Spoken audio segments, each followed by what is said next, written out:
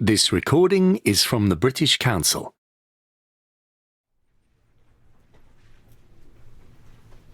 So for our group project, do you want to start this week? Yeah, I want to start early so we have enough time. Me too, but I've got a big maths project too.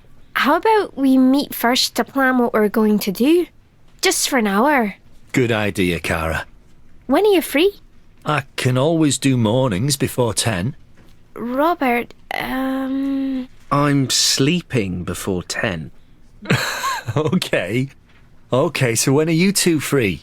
Wednesdays are good for me. But not very early, please. I can't do the mornings on Wednesdays, but I have 3 till 5 free. I can do 4 o'clock, just before my maths class. Great, 4 then. Where shall we meet? The library? I don't know. The library isn't a good place for a planning meeting as we can't talk in there. How about the University Cafe? It's near the library. We can talk in there and eat cake. Cake is good. Okay, so Wednesday at the cafe. I need to leave at 10 to 5 to go to my maths class. No problem. Planning will take less than an hour. Okay, see you Wednesday for cake. See you, Salim.